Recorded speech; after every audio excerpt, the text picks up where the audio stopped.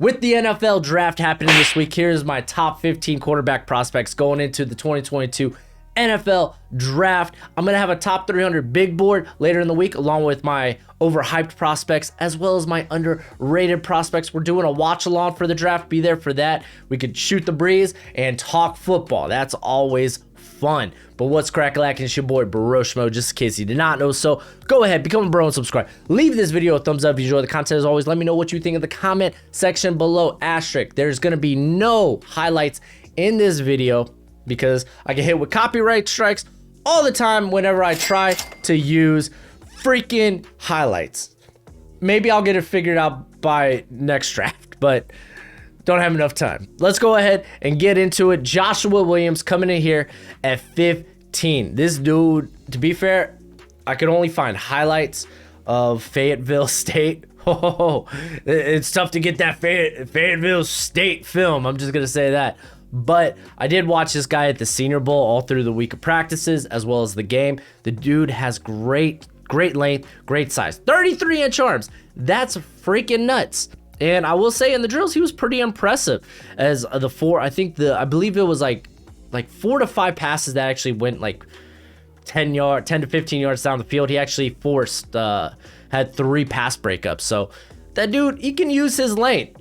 He's a pretty fluid athlete, consistently challenging the catch point. You'll love to see it. However, he did struggle with bigger receivers, especially at the line of scrimmage. And a lot of times he likes to ride receivers all the way down the field. I think it was Romeo Dubs. He had a pass interference call on that. I don't know what he was doing. Turn around, play the ball, buddy. Turn around and play the ball.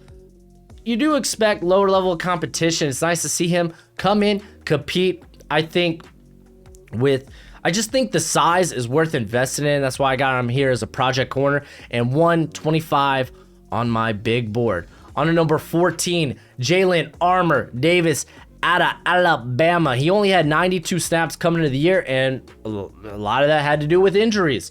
He had a knee injury, a hip injury, and it cost him time there at Alabama. But this year, he actually got the time to start. And honestly, he looked like the best cornerback of the bunch. Sorry, Josh Jobe. Sorry, not sorry. But he really did. Like, this dude he's a technician in press. Like, legit, both with his hands and just his footwork. It's very nice. He has speed to match receivers down the field, stride for stride. And the ball skills, I think, are legit. He makes plays through receivers.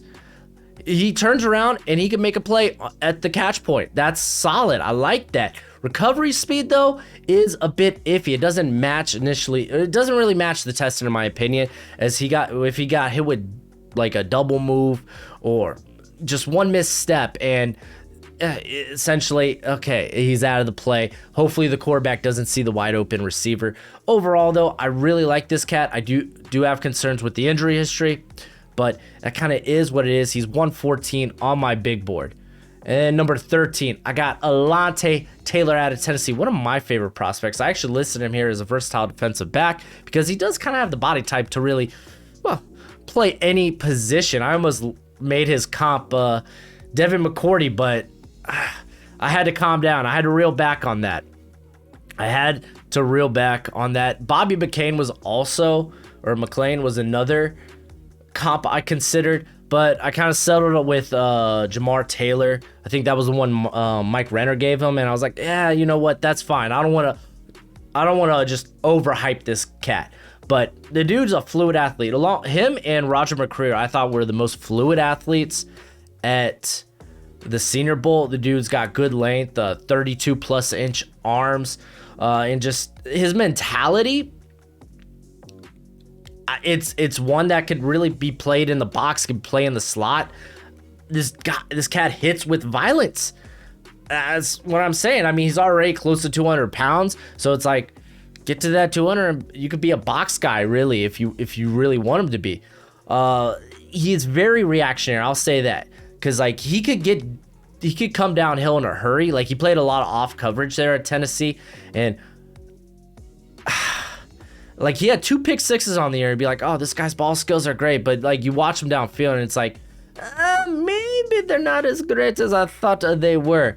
He does get put in a blender sometimes by shiftier, craftier receivers, and that hit stick ability, that physical mentality, it hurts him in the tackling department, straight up. Like, he goes for the kill shot and then misses the kill shot, and it's like, okay. Okay. So, again, if you are going to play him in the box, maybe that's something you want to refine a little bit, but overall, I really like Alontae Taylor. He's actually kind of my guy in this class. And then at 12, Marcus Jones out of Houston, straight up slot corner. He didn't play slot corner a lot there at Houston, to be fair. He had one season at Houston because he was transferred from Troy. But when you're 5'8", 174, and you got basically 29-inch arms, you're probably going to be playing the slot. Those are just the cold, hard facts. Now, he did play with a lot of nagging injuries, didn't miss a game, mind you, and then decided to get his those injuries taken care of this offseason, which is why he didn't participate at the combine or at his pro day. He had to actually get surgery on both his shoulders, so that is something to note. And being his size, yeah, he struggles at the catch point, but he's such a smooth and fluid athlete that it's like, I could see why Houston put him on the outside. I really can. And he gets real involved in the run game. He only has a missed tackle rate of 7% on the year. And the dude has 9 returns for touchdowns throughout his career. I think 6 kick returns and 3 punt returns. Like, he's not just a slot corner. This cat is a return man, and I think that's what really almost makes him a top 100 guy for me. But I'm a big fan of Marcus Jones. And then number 11, Zion Mccullen out of Sam Houston State. Straight up, he's a project. I'm just gonna say that because you do get concerned about, okay, with the way he tested out, why were you allowing like 400 yards against that level of competition? And to be fair, I almost didn't go back and watch him because I didn't really like him much at the Senior Bowl. If you remember in the game when Christian Watson had that big play that Kenny Pickett so kindly underthrew, it was Zion Mccullen who was guarding Watson. And he got bodied at the line. That's the thing. He's just not a physical player. He may be probably one of the best athletes in this class. Like, legit, he came into Sam Houston State running a 4.4 40, and I think it was a 4.04 short shuttle. And yeah, you look at his testing numbers now. Yeah, he got faster.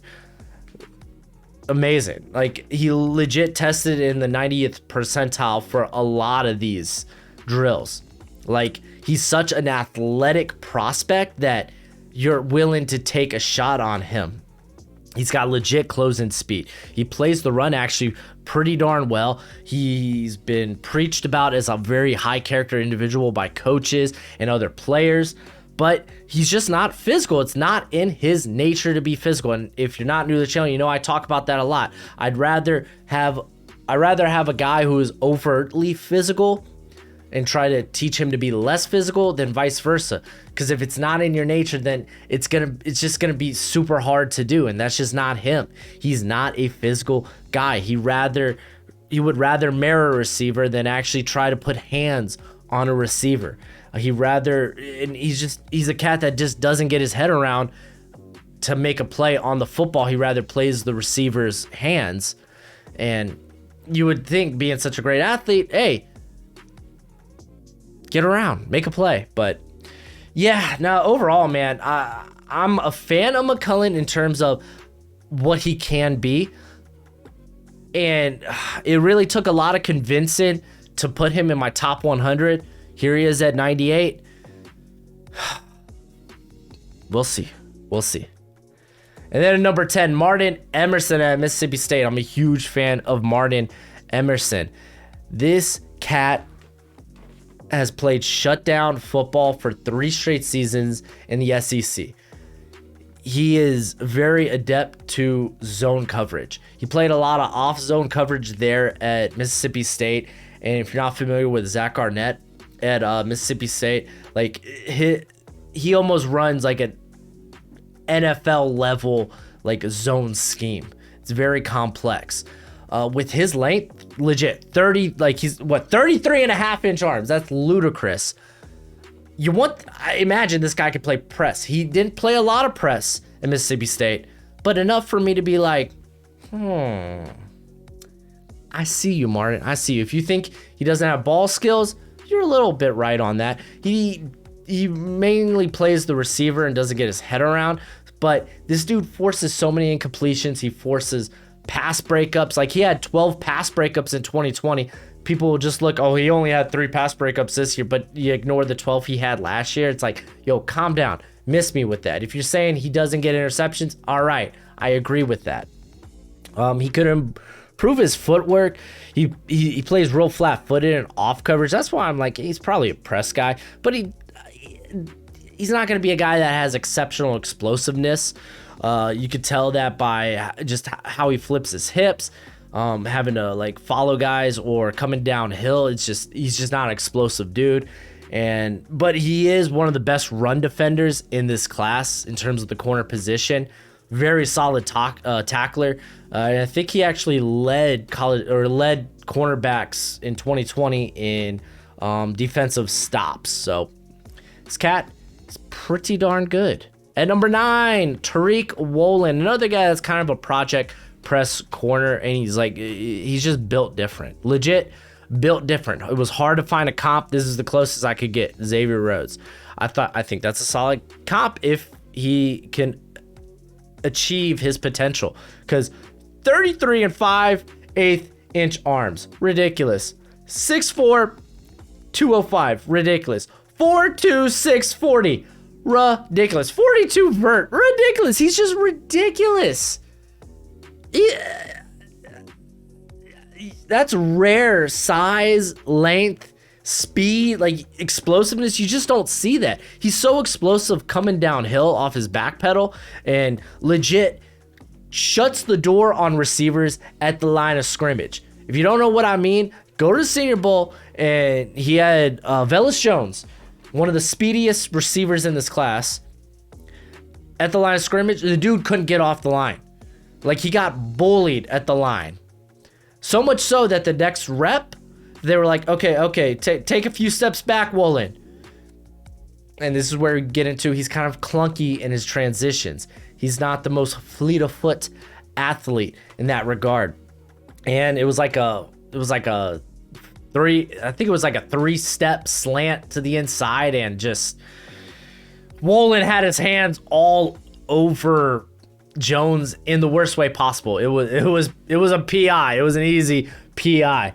But yeah, he needs a little work in there. His tackling could use a bit of rework as well. But yeah, I mean, I don't think he's going to be a guy that causes a lot of interceptions. He's actually a former receiver, where his drop rate was like 22%, so it makes sense to turn this guy into a corner. If you're not going to catch the football, then yeah.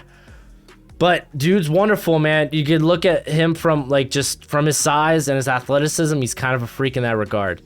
At number 8, Cam Taylor Britt out of Nebraska. He is a Cornhusker, dude. Straight up versatile defensive back. That's what I listed him at. He kind of played a little bit at safety early on in his career, and then they moved him to corner full time. But he's got the body type and the mentality just to be a force. Like, he's so explosive downhill, and like his like closing speed is legit scary. Like, when he'll blow up screens, and it's violent. It's legit like watching a car accident. You just can't turn away. Like, whoa, did I just see that? Did I just see that? You did. And it was nasty. That type of mindset, I think, like, just from his skill set, his build, just to that mentality, it's something that you can play in the box. You can have him split high. Like, you can do a lot of fun things, I think, with Taylor Britt. There are times where he looks too much in the backfield. That's why I'm hesitant to say that you want to play him deep. But and he's got this high risk, high reward type type of style, and I think that just kind of comes with he likes to layeth the boom. So when he goes to make a play on the ball, sometimes it doesn't always go to plan. He played a lot of like off coverage there at Nebraska. It was more like zone spotting. He would just drop back, and he would just look at the backfield and kind of ignore what's going on behind him. So that's why I'm a bit hesitant to say he might be able to play deep. He did have some bad knee injuries in high school, cost him his sophomore and junior year. So it hasn't resurfaced. That's good, but it is something to take into account. At number 7, I got Kyler Gordon coming here at 60 on my big board. Straight up, this dude's just such an athlete. Like, just looking at his testing scores, just the 3-cone, the short shuttle, the vert, the broad, like, he's such a great athlete, though he is still getting a general feel for the position. Whenever he was in press there at Washington, which wasn't a lot, by the way, the dude just doesn't turn his hips around, just too late. He legit tries to square up with the receiver, and he's just late to flipping his hips. And there's times, yes, he does look a bit lost in coverage, and I think that just comes with reps. He'll become a better processor in time. He's a bit high in his back pedal, so you don't see that burst, that explosiveness, or at least as good and as crisp as it should be, whether it's coming downhill or flipping and running with guys. But this dude I think he has legit ball skills, man. He attacks the catch point so well, as you can see. 2 interceptions, 6 pass breakups this past season. He is an explosive athlete. He's got really good change of direction. He played later in the season in the slot because of injuries to what was it, Brendan Wright? I can't remember who was the slot there for Washington, but former Oklahoma transfer. We'll talk about him next year, but he had to come in and play the slot because of injury, and he did that very well. That's why I put versatile corner, because I think he's a guy you can play in the slot or play on the outside. And man, he's a guy that you might be willing to start early just because he's so athletically gifted. But you're gonna have to you're gonna take the good with the bad. That it's gonna be a learning process for Gordon, and I see why a lot of people are really high on him.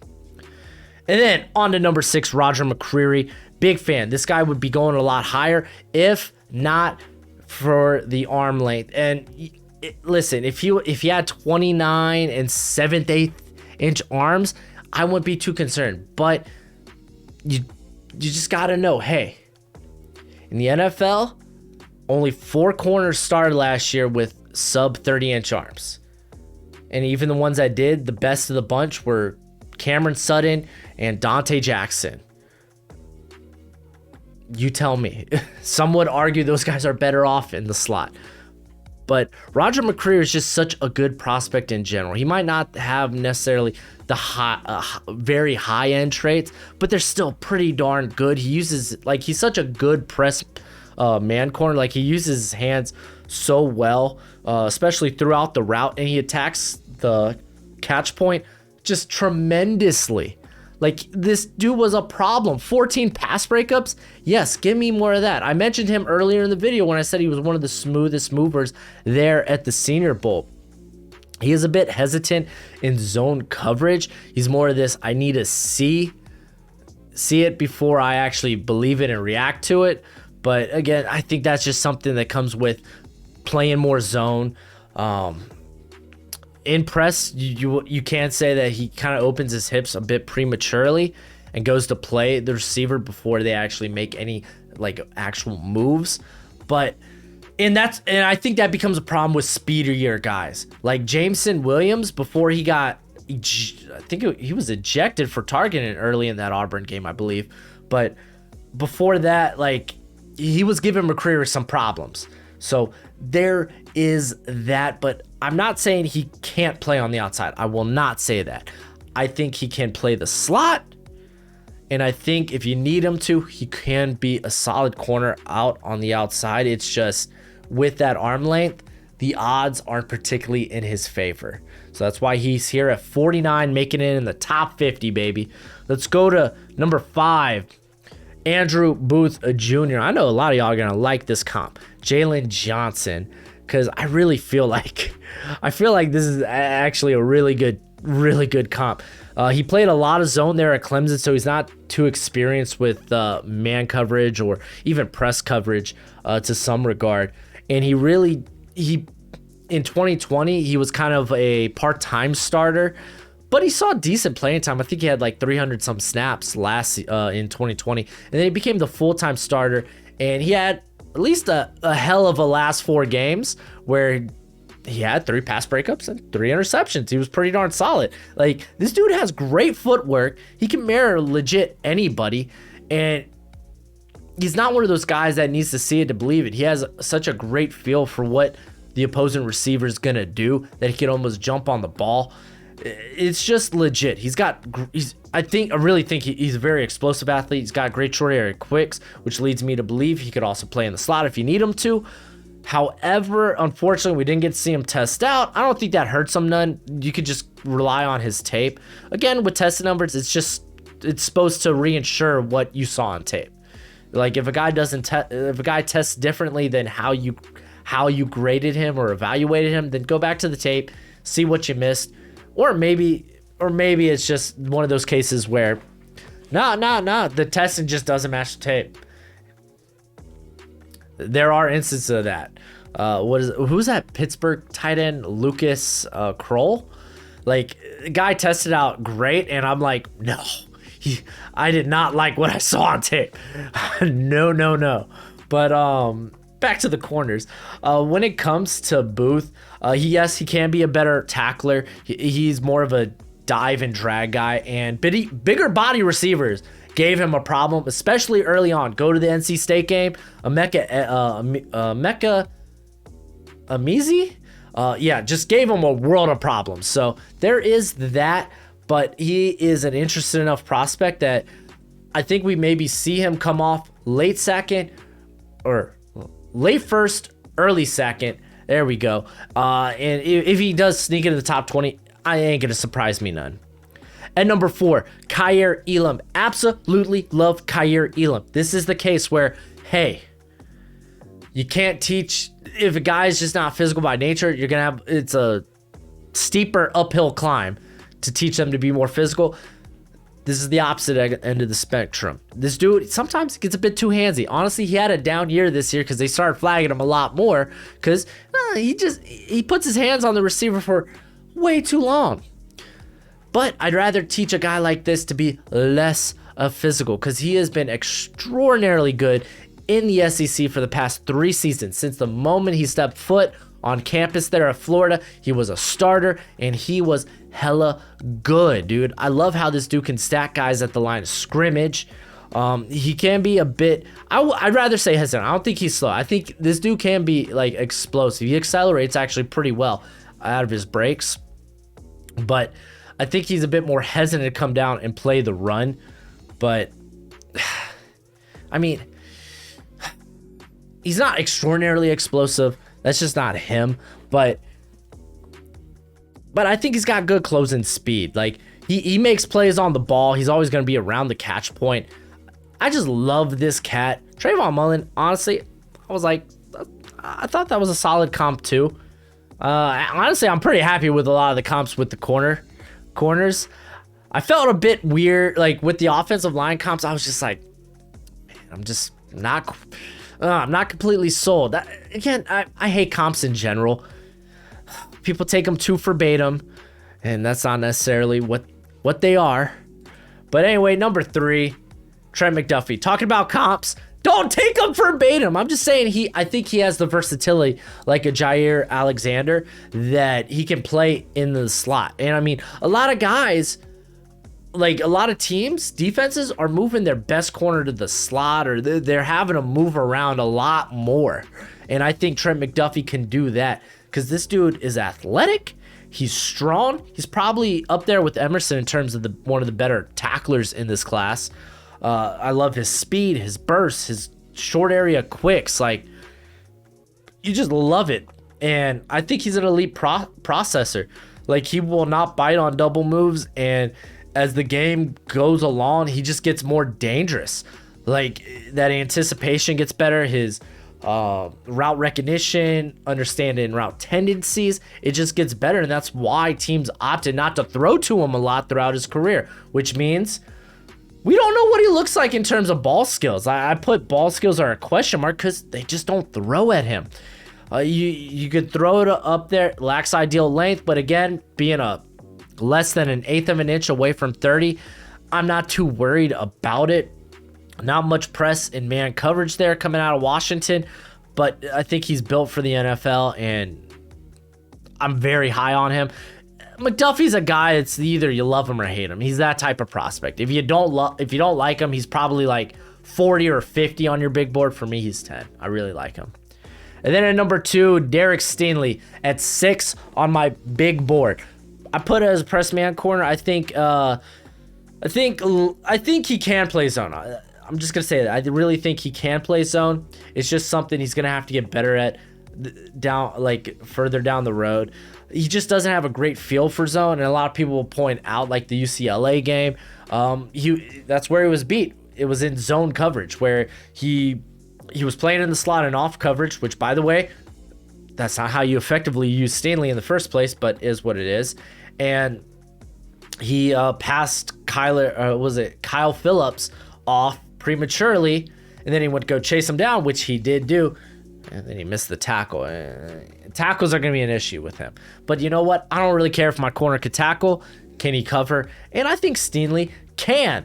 This dude is good. He has great press technique, and he's just a smooth mover, very greasy hips, quick feet, legit ball skills. Like going back to like the last 2 seasons, 6 interceptions, 22 pass breakups. I say last 2 seasons, not this past season, the prior 2, sophomore and freshman year. But yeah, dude, I think the dude can be legit, man. The Liz Frank injury was a bit of a concern, but I think you gamble on a skill set like this. Like, people were talking about Stingley after his freshman season as a potential top 5 pick, and he's probably not going top 5. Never say never, but if I'm there in the top 10 and I'm not too sure, a lot of my guys have come off the board, and I'm like, you know what, I don't mind rolling the dice with Stingley, which leads me to number 1, Ahmad Lost in the Sauce Gardner. And he's just one spot ahead of Stingley. I think they're very close. I put press corner because, I think he plays zone well too, because he's a lot better mover than people give him credit for. I think this dude's just insane length, like almost 34-inch arms, like just a quarter inch away. So close. But he uses his hand so well and so sly during the route that I don't think penalties will really be a problem for him. Like you really saw, like penalties were kind of an issue in 2020, but this season he was just so slick with it.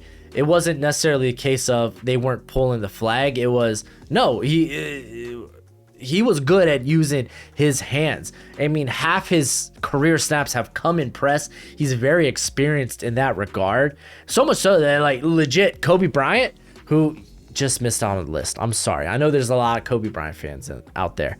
Literally he just missed the list, but Kobe Bryant was thrown to almost all the time because Sauce had his side on lock. Never allowed a touchdown in his career. Where he can get better, I put lower level competition really because I just wanted to list a third thing, but I'm not too worried about that. Consistently playing low to flip his hips so he can legit get that good get off his break. Kind of nitpicking. If anything, I'm more concerned. Like, he proved he is fast with that 4.4 40.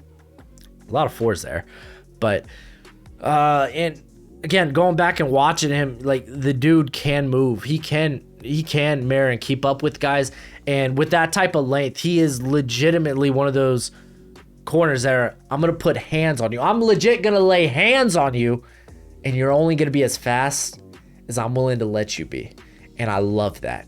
So Sauce coming here. I know y'all gonna look at the comp. Listen, Byron Maxwell before he got traded to Miami was pretty freaking good. So don't get mad at the comp. I think that's a really good comp for Sauce. I know some people might they might go off the rails seeing that comp, but that's where it's coming from. But yeah, that's it for the video. Let me know what you think in the comment section below. And as always, till next time, you be easy, my friends. Later.